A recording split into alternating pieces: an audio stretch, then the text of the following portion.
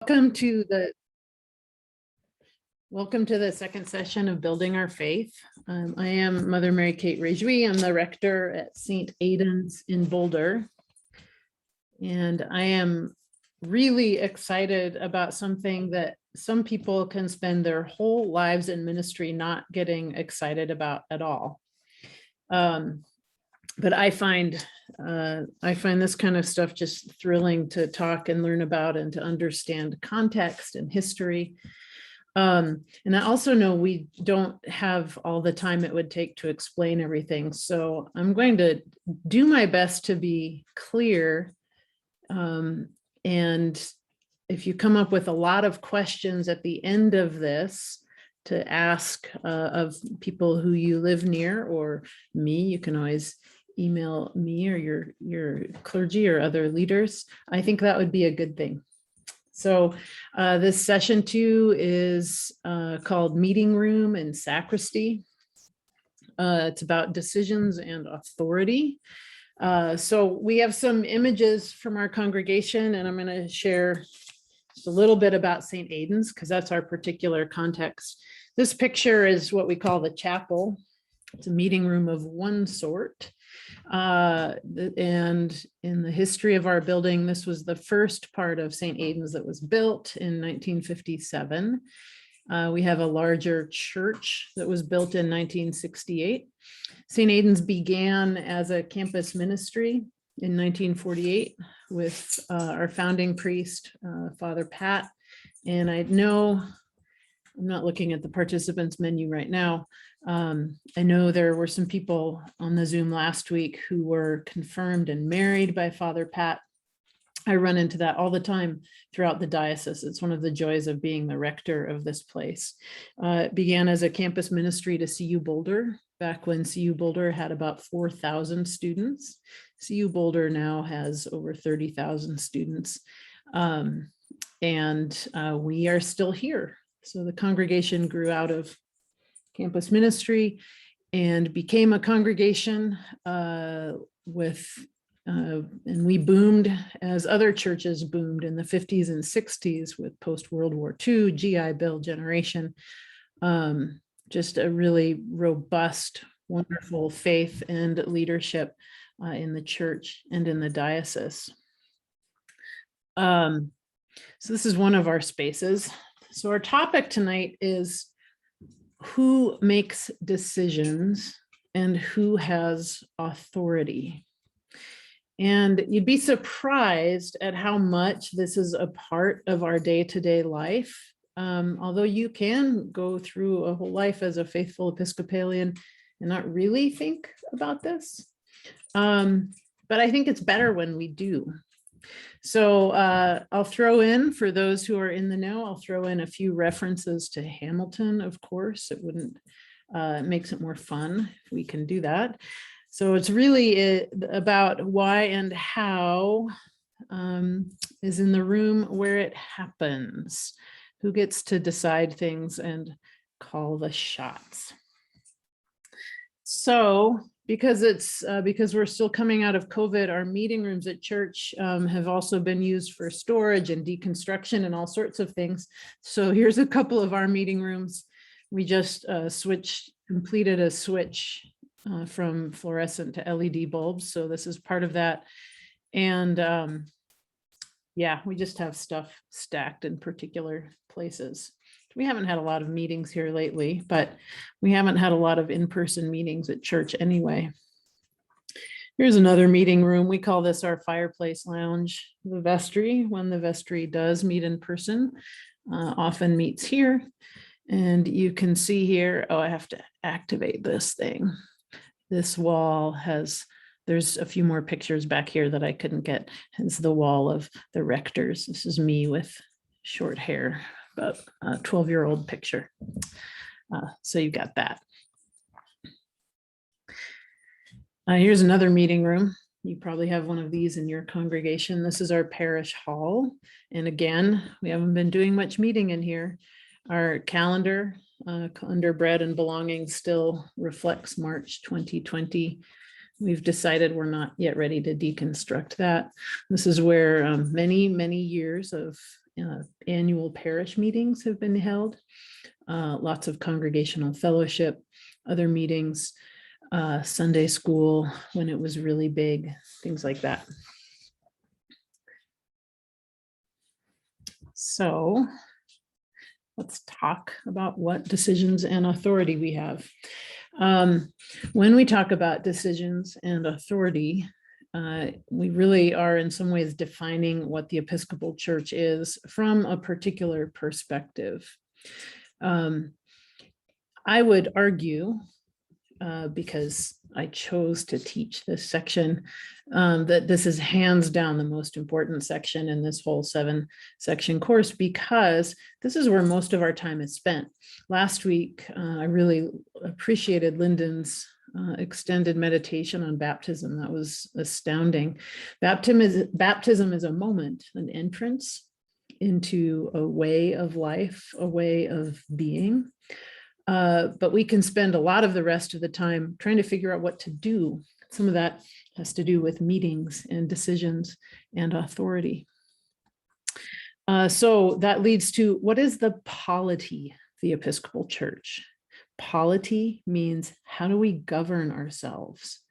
What are decisions to be made and who makes them?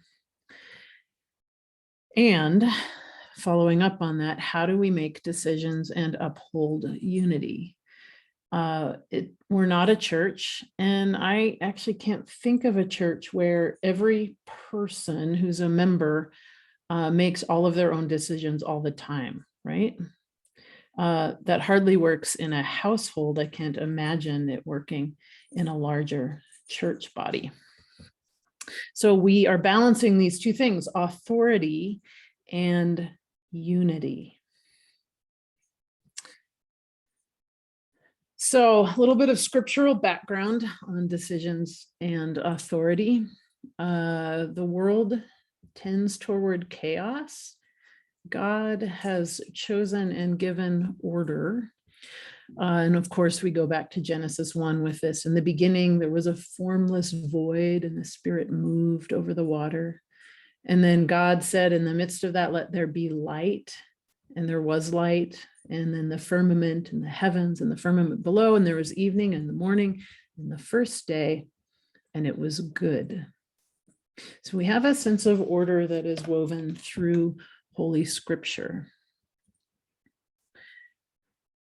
We also have this question in Holy Scripture that in the story of salvation is answered in helpful ways sometimes, and in other times not helpful ways. Judges 21:25 has this wonderful line, in those days there was no king in Israel, and all the people did what was right in their own eyes. That's an observation, not a direction. Observation, not a direction. And so there is a need in any social organization, in any government, in any body that extends over geography, to have some kind of organization. Now, for some really specific history. I'm not going to talk about Anglican history, although I do have a quotation from the Most Reverend Justin Welby, the Archbishop of Canterbury, who is our Archbishop of Canterbury, but he is not our Pope. I'll get to that in a moment. The American Episcopal Church began as the Church of England, simply transplanted from the British colonies. That came to a very quick and abrupt end in 1776. And then there were several years of organizing and reorganizing, and we ended up very much with the structure we have now. It's been modified any number of times in the intervening centuries. For one thing, we are not a national church because the Episcopal Church comprises 14 different countries. So we should always simply say the Episcopal Church. And the question in the founding of what at that time was known as the American and Episcopal Church was this issue that is summarized in as separating the scepter and the mitre. And this has to do with the authority of bishops. Bishops in the Church of England at that time were political appointments. That's the scepter. The mitre is the symbol of the bishop. Mitre is the pointy hat. The mitre is the spiritual authority. And so one of the things in the establishment of the Episcopal Church was to separate political authority from spiritual authority. There'll be more about that in a little bit. Oh, it's right now. Here we go. So there were two kind of schools of thought here. These are our first two bishops, and this is where I have to look at my notes because this part of history isn't my favorite. I have to remember who was our senior bishop. Bishop William White was our senior bishop, which means the first, not the oldest, the first. And he preferred a more dispersed authority. Samuel Seabury, who was consecrated bishop after William White and had to go to Scotland to do it. I wish I could tell you that story, but I can't because we don't have time. He is our second in the House of Bishops. He preferred a more centralized clergy authority. And they kind of had to fight it out and argue and do those things that we do in meetings, right? That's what happens in meetings. We discuss, we discern, we decide after discernment.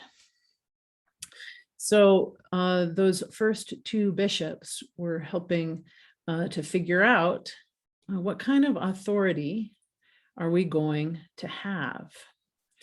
Someone's looking for where to buy one of those puffy sleeved shirts. I bet you could get one this month. I'm pretty sure of that. So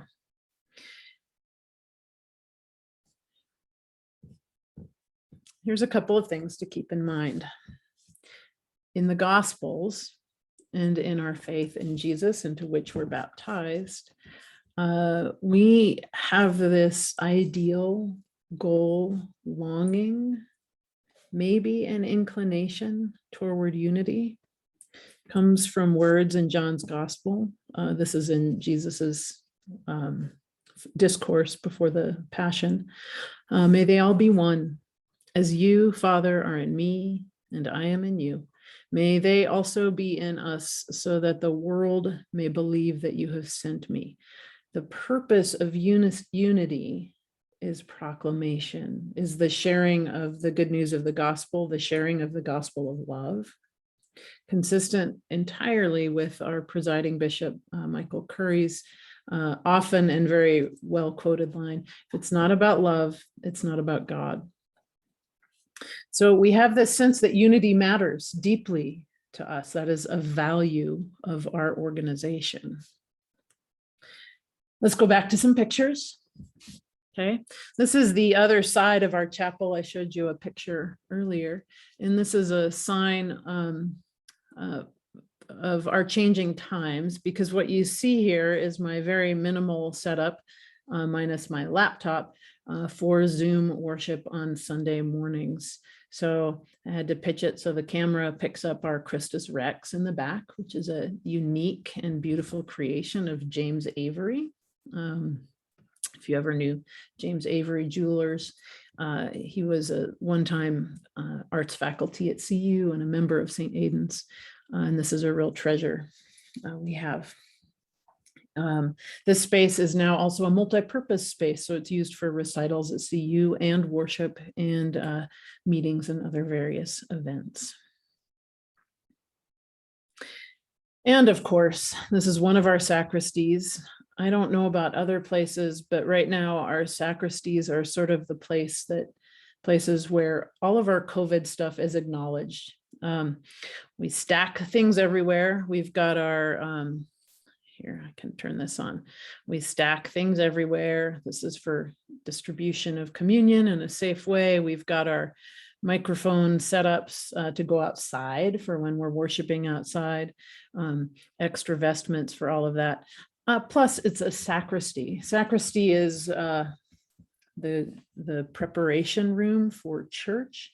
It's where we make decisions, sometimes at the last minute, which isn't always my favorite, about some of the things that are going to happen during church that day. So this is just a picture of one of our sacristies. We have another, we have a lot of sacristy space at St. Aidan's. It's a great thing. Not every church has that, and you have to find a way to store all the seasons of the church year and all the stuff in a small area. All right, still with me? Okay. So this is like the most important slide of the whole night because it has my favorite thing. This is one depiction of how the Episcopal Church is organized. We have parishes. Most of our lives are lived in parishes. Parishes belong to a diocese. We are in the Diocese of Colorado. There are, I think, 110 dioceses in the Episcopal Church. So some states have many, like 6, maybe in Texas. Some states, like ours, have 1. And then we have a denomination, which again, as I said, extends larger than the nation. Then all these things are going to show up in here. We have an understanding that it is parishes where ministry, the day-to-day workings out take place. The diocese is where authority is, but it is loosely held authority. And the denomination is where our unity is found. All of this is called, this is my favorite thing, this is the most important thing, the principle of subsidiarity. Do you want to just say that out loud for a minute? I know your mics are off, but the principle of subsidiarity, right? So this says that no powers shall be allocated to a general ecclesiastical government, that would be the denominational piece, except such as cannot be conveniently exercised by local congregations. The principle of subsidiarity. Decisions should be made by the smallest body for which it makes sense. So a couple of questions you might ask.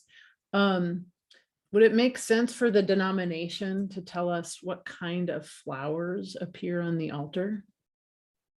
No.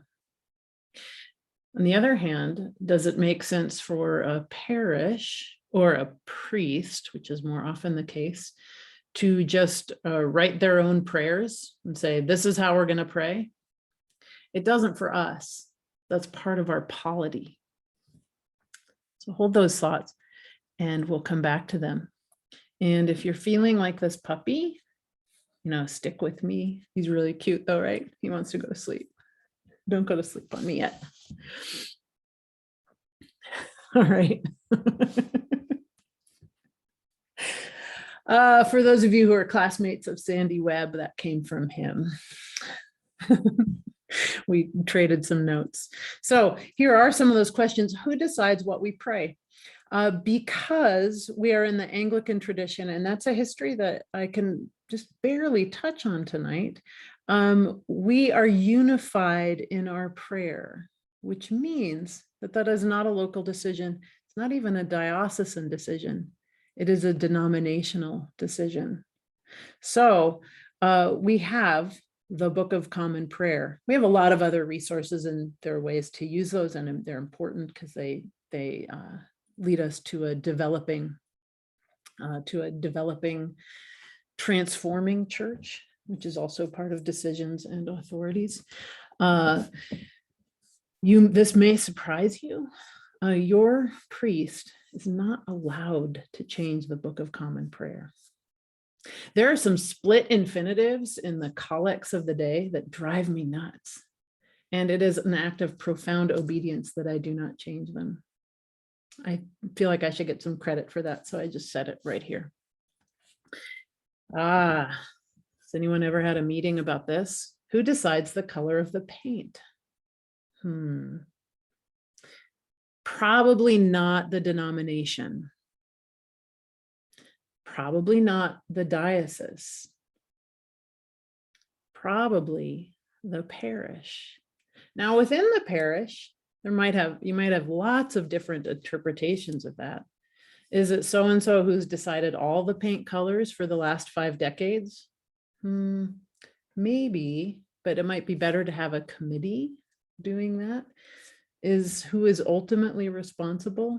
That'd be the vestry, maybe the junior warden. Maybe the vestry has delegated that to the junior warden.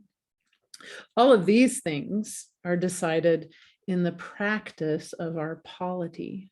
And it's not the same way in any one of our congregations, but we are unified in that.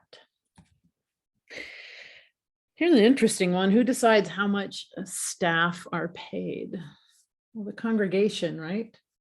The diocese, rightly, has some wisdom and sometimes guidelines to offer here. There's a minimum. We have an expectation for how clergy and lay staff are cared for.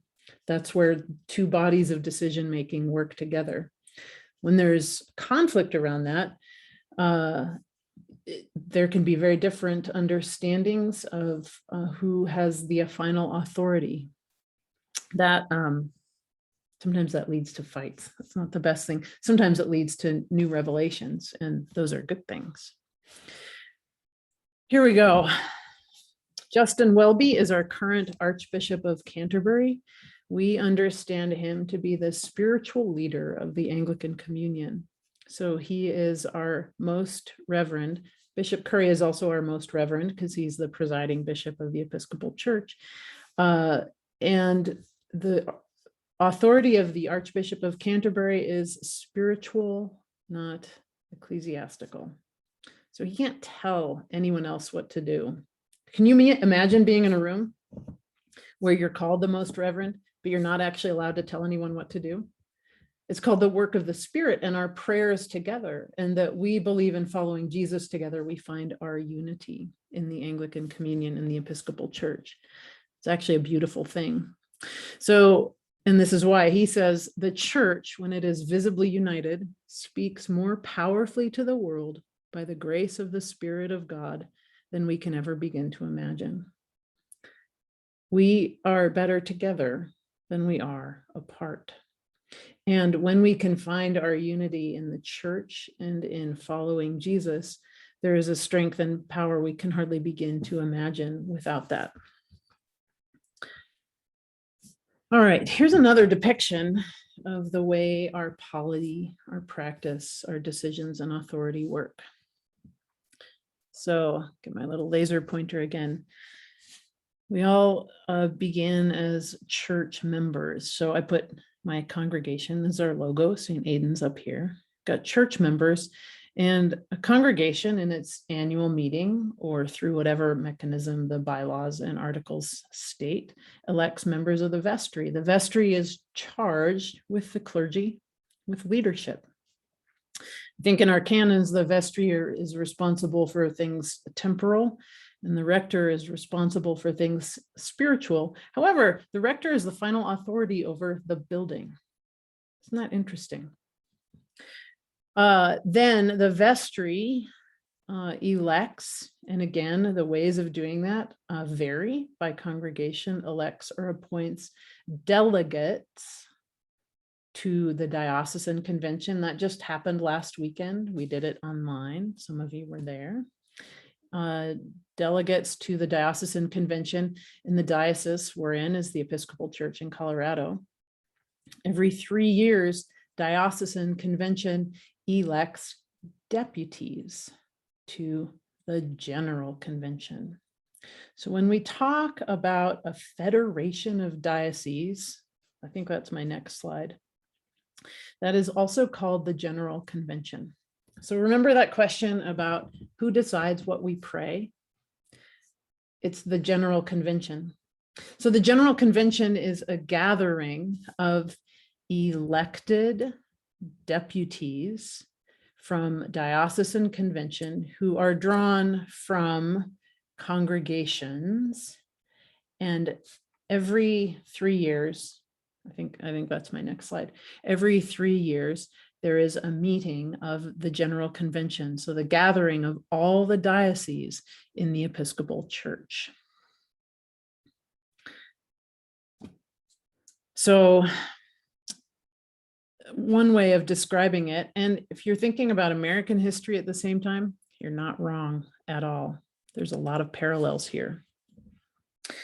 So as a federation or a grouping of dioceses, there is diocesan autonomy. Dioceses can behave differently from each other, not so much in parishes. That, for example, is why we have seen over the past year and a half very different practices among dioceses during COVID.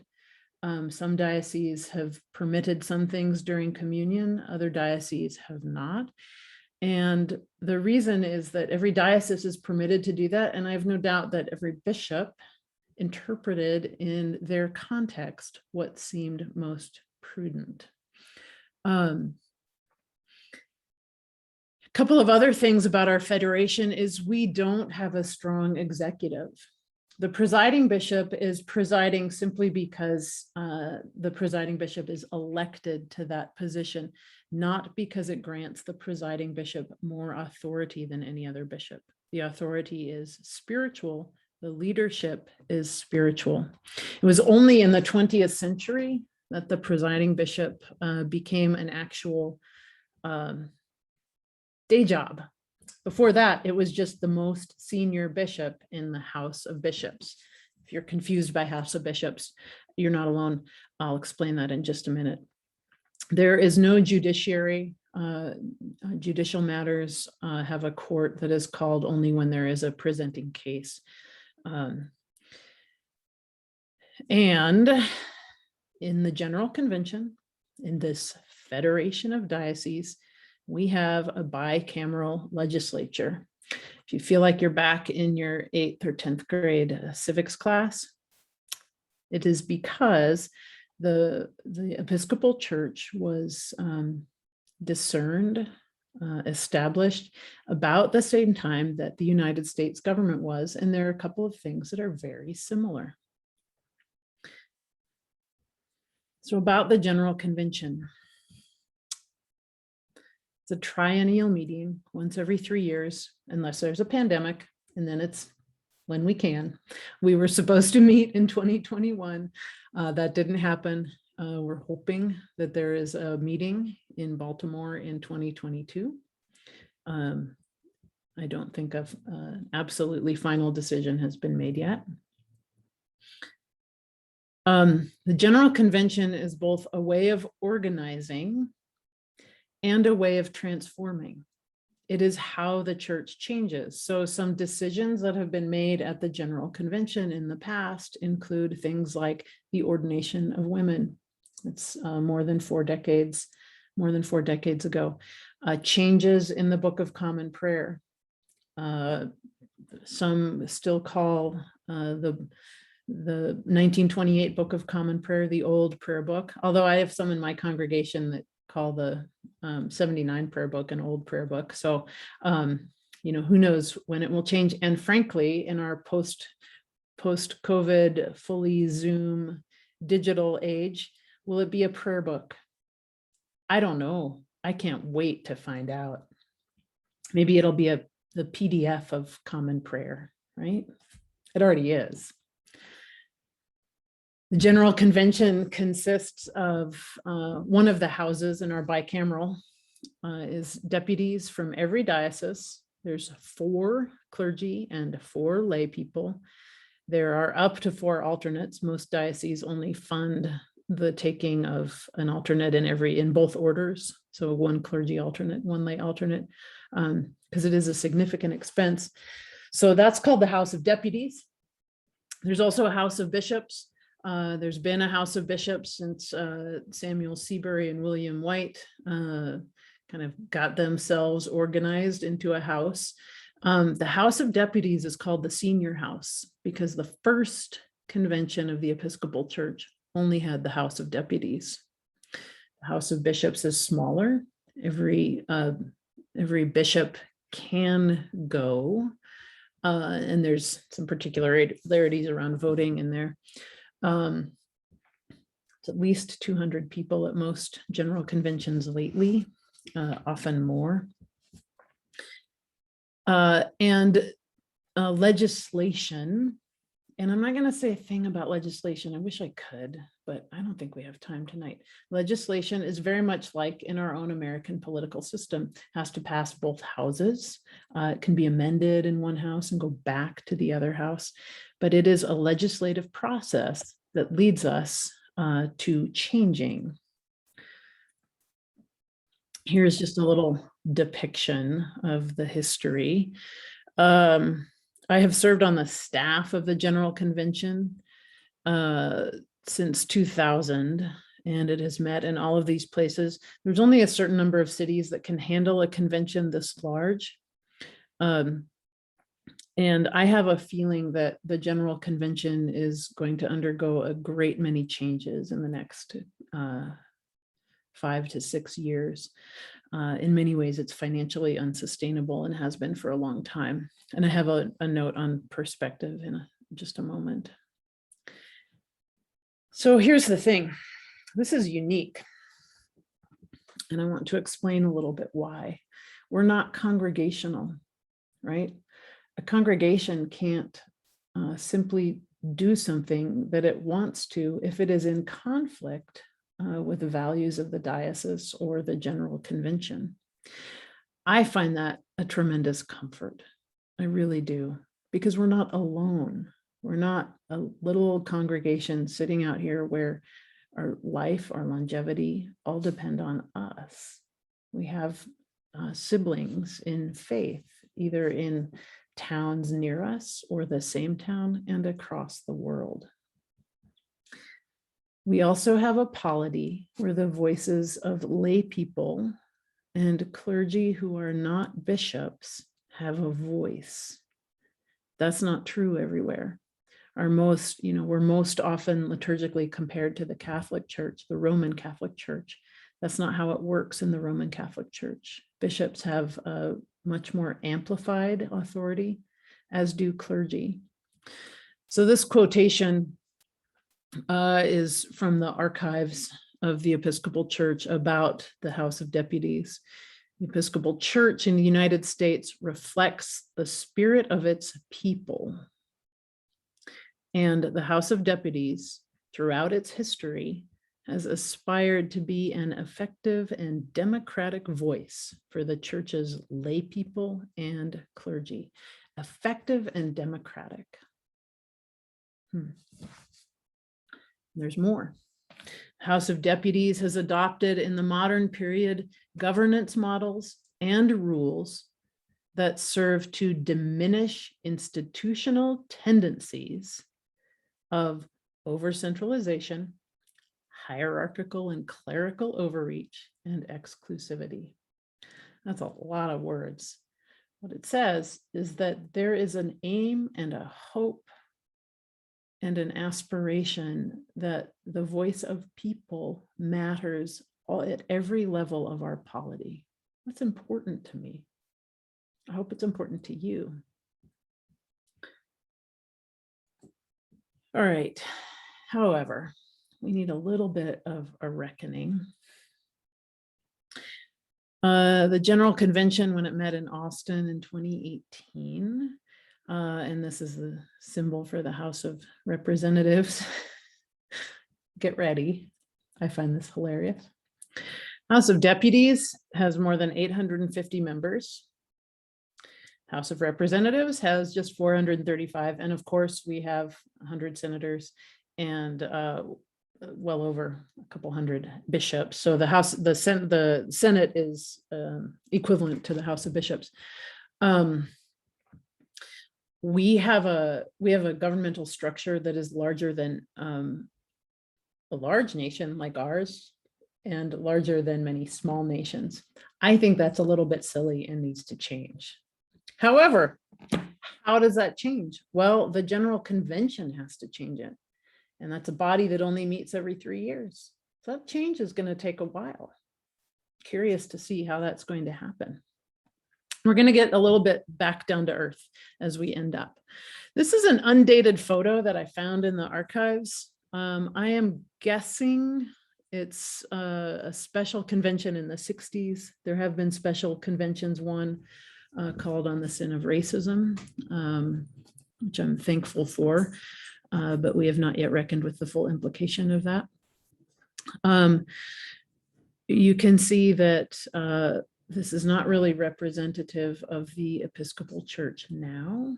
This is the House of Deputies. You can see each of those signs is where a deputation would be sitting. So around each of those signs, there are 4 clergy and 4 lay. They're all men and they're all white. Turn on the laser pointer. So you can see some hats in the gallery. So like this woman here is watching, whoops, I didn't mean to do that. Watching, presumably not voting, and also up here. So the church has changed even in the last few decades. So change is possible, right? It's good. Here's where we come back to. Ultimately, the church is for people in Jesus Christ, which means decisions are made by and for people at the both appropriate and established level at which it makes sense for them to be made. The vows of baptism are always our guide. And that's, I so appreciated Lyndon's text, or Lyndon's words last week. Those vows govern our whole lives, respecting the dignity of all people. Whenever you fall into sin, repent and return to the Lord. All 5 of those promises. Those are our primary values when we're governing. The institutional commitments to, did I not finish that sentence? Oh no, we just have extra bullets. Our guides are the vows of baptism and our institutional commitments to 2 things, diversity and unity. We're committed to both of those. Unity can, in various times, places, and levels, stand so much diversity. Diversity requires a kind of unity that we only find in Jesus Christ.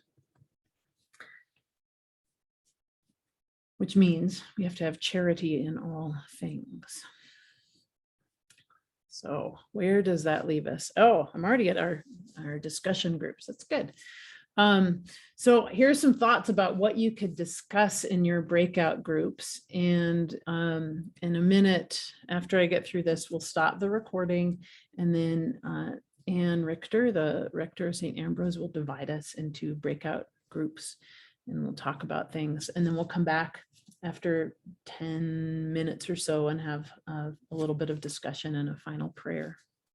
So here's some ideas about what to talk about. How have you seen the Episcopal Church as ordered? Because we are ordered, even though our church rarely looks organized, but we are really ordered. We've got people and a vestry and a diocese and the General Convention, and we have elections and meetings and things like that. How have you seen it be both ordered and spirit-led? How does the Spirit work in that order? I'd love to have some sharing of stories around that. How have you seen the Episcopal Church as organized and evolving? As much as we might say we've never done it that way, we change all the time. 18 months ago, 20 months ago, if you have said, yeah, we're going to worship online for a really long time, I would have said, well, we've never done it that way. There's no way that can work, until we needed it. And then it did. And so now we've evolved into different modes, different ways. There's incredible freedom and opportunity in that. And so this last question. How have you seen the Episcopal Church as transforming in the age of Zoom? Because here's the thing. I was supposed to take some pictures of meeting rooms in the church building for this presentation. Well, guess what? This, where I am, happens to be my dining room, which doubles as just about everything else. This is also a meeting room of the church. So the meeting room is where the people are. And the people of the church are everywhere. Thanks be to God. Another question you can ask yourselves is, where would you like to be involved? Are you curious about any of this? I hope so. I sure am.